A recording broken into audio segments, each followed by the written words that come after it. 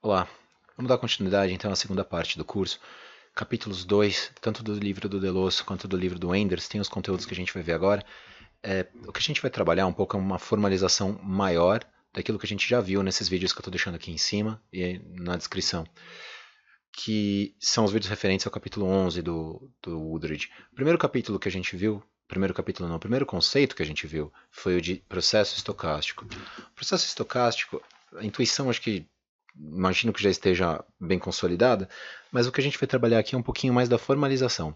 A gente sabe que quando a gente está observando uma série de tempo, a gente está observando uma série de realizações de um processo estocástico gerador de dados. A gente sabe, quando a gente. Agora, quando eu estou falando com vocês, o preço da. Estou gravando isso aqui, o preço de uma ação da Petrobras, da Petri 4, era R$19,86. A gente sabe que R$19,86 é uma realização para um dado estado da natureza. Esse estado da natureza atual é o estado que tem um determinado presidente da empresa, um determinado presidente do país, um determinado preço de petróleo, uma determinada cotação do dólar, enfim, uma série de coisas compõem o estado da natureza em que a gente está. Se qualquer uma das variáveis de estado da natureza muda, esse preço supostamente muda. Mas a gente não tem como ver todos os estados da natureza possíveis e todos os preços relativos a cada estado da natureza e suas respectivas probabilidades. Formalizando isso, dá para escrever desse jeito aqui. O que essa sequência está falando para a gente? Que para cada determinado ponto no tempo, a gente tem S estados possíveis. Esses estados são eventos, uma série de fatores que vão condicionar a minha realização em cada momento do tempo. Essa segunda série descreve isso de forma um pouquinho mais explícita. Para um dado tempo t, eu vou ter isso para todos os t's, para qualquer momento do tempo, mas para um em específico t, eu tenho S estados da natureza. Se eu pudesse observar todas as realizações possíveis, eu poderia estimar todos os momentos da série. Então eu poderia encontrar o valor esperado, a variância, tudo em cada momento do tempo, para cada variável aleatória que está gerando para mim esses dados. Acontece que eu não observo tudo, eu só observo uma série temporal, que vai de y1 até yt, é t grande. Dado tudo isso, eu posso finalmente definir o que é um processo estocástico, seja o espaço de probabilidades definido por ômega, zeta e p. Ômega é o espaço amostral, conjunto de todos os eventos que podem acontecer, todas as saídas da minha variável aleatória, tudo que pode acontecer com os meus experimentos. Zeta são subconjuntos do meu espaço amostral, subconjuntos de ômega. E cada subconjunto de ômega está associado a uma probabilidade Pzinho, que está definida no conjunto Pzão. Muito bem. Z é um conjunto de índices de números reais. Então vamos definir a função y, que tem dois argumentos. Ela associa dois argumentos, um do conjunto de estados S e o outro do conjunto dos inteiros, que são os índices de tempo.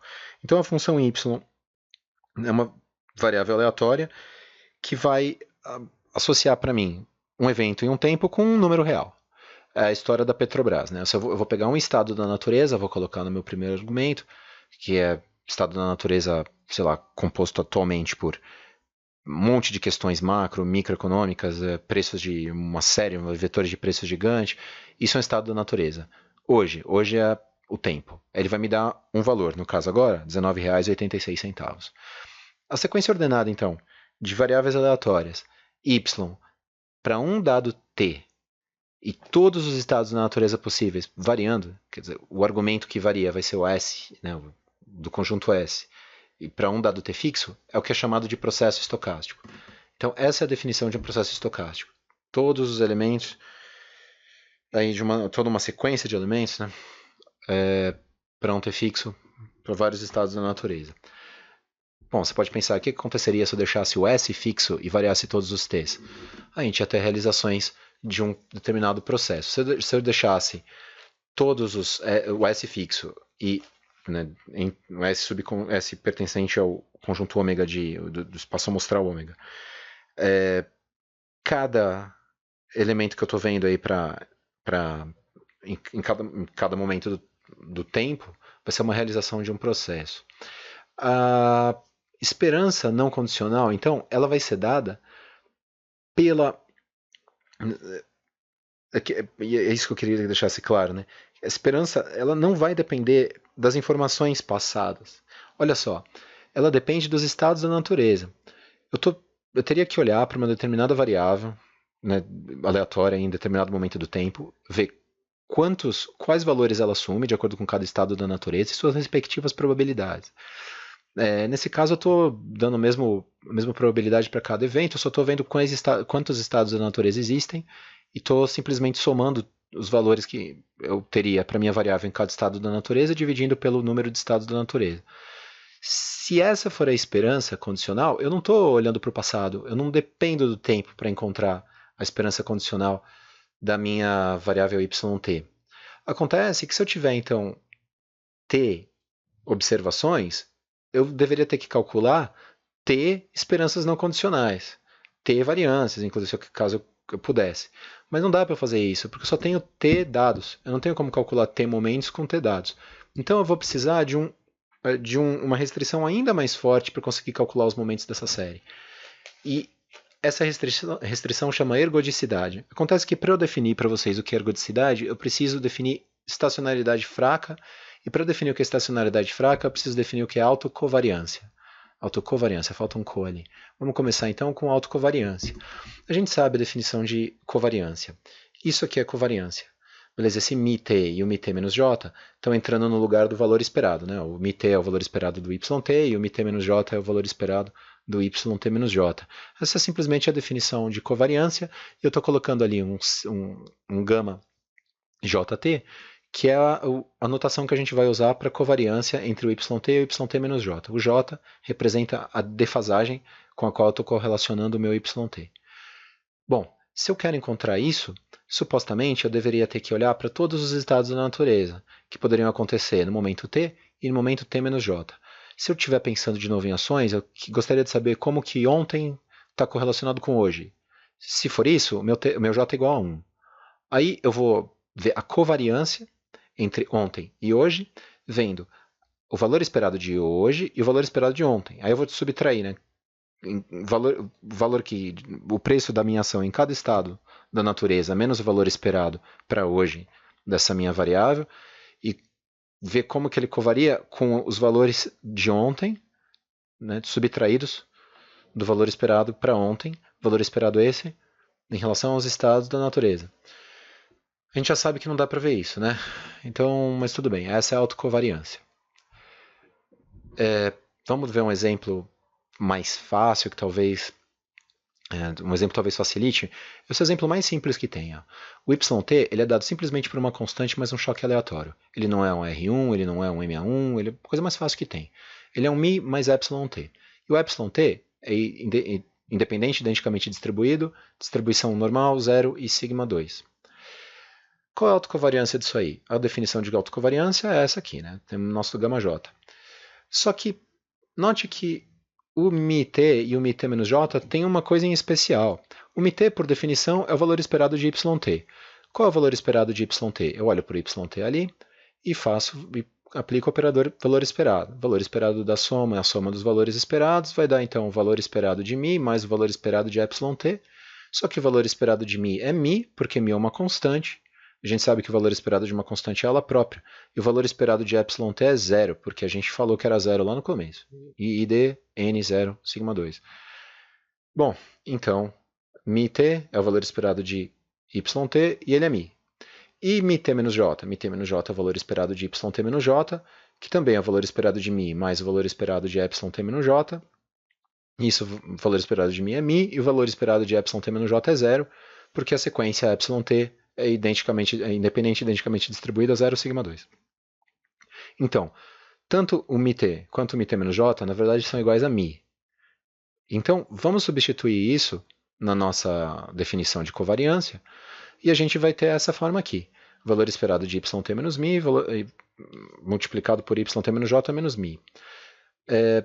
Muito bom. Só que o que é yt menos μ? Olhando lá para a nossa forma funcional do yt, a gente vê que yt menos μ é o εt. E o yt menos j menos μ, olhando para a forma funcional de novo, a gente vai ver que é o εt menos j. Então, é o valor esperado de εt multiplicado por εt menos j. Essa é a covariância entre yt e yt menos j. Só que já dá para notar duas coisas daí, né? Quando j for igual a zero, eu vou ter, então, que essa covariância vai ser o valor esperado de εt multiplicado por εt menos zero, que é o próprio epsilon-t, certo? Então vai ser o valor esperado de epsilon-t vezes epsilon-t. O que é isso? É a variância, certo? Como o valor esperado desse negócio é zero, o valor esperado de epsilon-t multiplicado por epsilon-t é valor esperado de epsilon-t ao quadrado. A variância não seria o valor esperado de epsilon-t ao quadrado menos, abre colchetes, valor esperado de t, de epsilon-t, fecha parênteses, fecha colchetes ao quadrado? Muito bem, então o valor esperado, como o valor esperado de epsilon-t é zero, a gente tem que a variância é simplesmente o valor esperado dessa multiplicação aqui. Então, a covariância, ou autocovariância, quando j for igual a zero, é igual à variância, e essa notação é importante, a gente vai usar bastante, que é gama 0t, e a variância, por acaso, é sigma 2. É sigma 2 porque a gente colocou isso aqui. Sigma 2. Voltando. E quando j for diferente de zero? Bom, quando j for diferente de zero, a gente vai ter o valor esperado de epsilon-t vezes epsilon-t menos j. Mas a gente sabe que a covariância entre eles é zero, né? Porque eles são I e D. A gente colocou aqui, né? Então, se você ainda tem dúvida, né, por que esse valor, que eu às vezes chamo de produto cruzado, né? Mas por que o valor esperado do produto de epsilons que são variáveis I e D em diferentes momentos do tempo é igual a zero? Olha esse vídeo que eu coloquei para vocês aí, que a gente já viu. Eu estou linkando aqui e vou colocar na descrição do vídeo. Lá eu explico isso aí. A gente já era para saber, na verdade, mas tá aí de novo. Muito bom. Então, a minha autocovariância, quando eu estou para j igual a zero, ela é a variância é sigma 2. Quando j é diferente de zero, minha autocovariância é zero. Agora que a gente já sabe fazer a autocovariância, vamos fazer a autocorrelação. Autocorrelação é simples, vamos partir da definição de correlação. Correlação sempre é covariância dividida pelo produto dos desvios padrão. Então a correlação entre duas variáveis aleatórias, x e y, vai ser a covariância entre x e y dividida pela multiplicação dos desvios padrão de x e de y. Na nossa anotação, a gente está falando em autocovariância, não em covariância, então, e autocorrelação e não correlação. Então vamos colocar aí que a nossa correlação vai ser entre yt e yt menos j. É dada pela covariância entre yt e yt menos j dividido pelo desvio padrão de yt multiplicado pelo desvio padrão de yt menos j. A gente pode assumir sem grandes problemas, porque a gente vai ver que isso não tem problema nenhum, dado tudo que a gente está falando, que o desvio padrão de yt é igual ao desvio padrão de yt menos j. Porque a variância de yt é igual à variância de yt menos j. Né? É isso que a gente está falando. Isso é uma consequência, a gente vai ver um pouquinho, daqui a pouquinho, quando a gente for estudar os processos típicos que, tá, beleza, tem a ver com os nossos pressupostos. Então vamos assumir isso, não tem erro. Então qual é o produto de dois desvios padrão que são iguais? Né? Se o desvio padrão de yt é igual ao desvio padrão de yt menos j, que são, vou chamar de sigma. O que é sigma vezes sigma? É sigma ao quadrado, certo? Que é a própria variância. Tudo bem? É a própria variância. Então, covariância dividido pela variância. Na nossa notação, a gente tem sigma jt dividido por sigma 0t. Beleza? E isso, geralmente, ao invés da gente ficar escrevendo cor com yt menos j, a gente escreve ρ jt. Então, essa é a autocorrelação entre y e yt menos j. É a variância de yt menos j de yt menos j vai ser igual, né? A variância disso no denominador, e a covariância entre o yt e o yt menos j no numerador. Beleza? O j varia. Eu posso ver a primeira autocovariância, e aí eu vou achar a primeira autocorrelação, eu posso ver a segunda autocovariância, para quando j é igual a 2, aí eu vou achar a segunda autocorrelação, e por aí vai.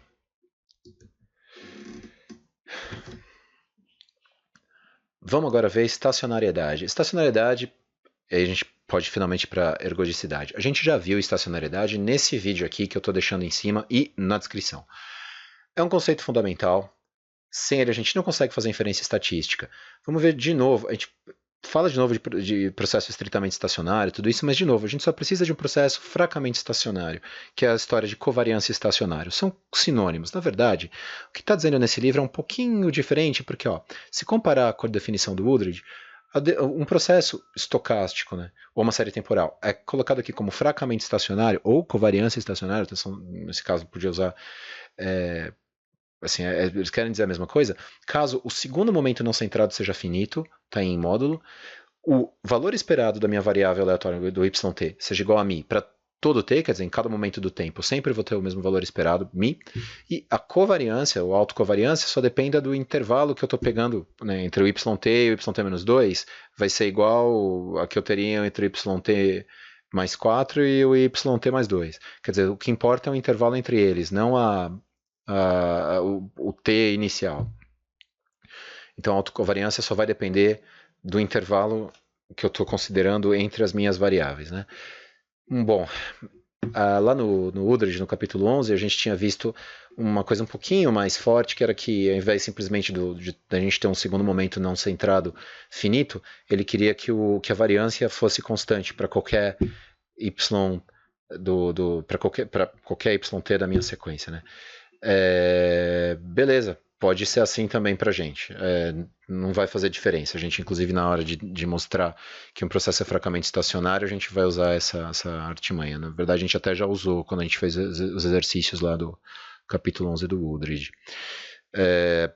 O resto permanece igual, né? O valor esperado do yt é igual ao valor esperado de yt menos s para todo s, para todo t, e ele é igual a μ, e a autocovariância só vai depender do meu intervalo. É isso aqui, né? A autocovariância entre yt e yt menos s tem que ser igual à autocovariância entre yt menos j e yt menos j menos s. O que importa é o s, não importa onde eu estou começando. Depois de falar tudo isso, a gente pode finalmente falar de ergodicidade. Um processo fracamente estacionário, então, é ergódico para o primeiro momento se o valor esperado dessa minha variável, se eu pudesse observar cada estado da natureza e conseguisse somar cada valor que a minha variável vai ter em cada estado da natureza, dividido por todos os estados da natureza, eu vou lá e acho esse valor esperado, né, essa média, se você for pensar, tem que ser igual a que eu encontro se eu pegar para um dado estado da natureza todos os períodos, se eu somar todos e dividir pelo número de períodos. Ou seja, é uma restrição relativamente forte, tá? Quer dizer, de novo, o valor esperado dessa determinada variável, se eu pudesse olhar todos os estados da natureza, vai ser igual àquele que eu teria se para um estado da natureza eu observasse todos os períodos. Na prática, a gente vai ver depois que o processo ergódico, para o primeiro momento, se a gente conseguir pegar todas as autocovariâncias, somar e chegar num valor finito. Beleza? Então é isso, para conceitos iniciais aí que a gente está formalizando um pouquinho mais.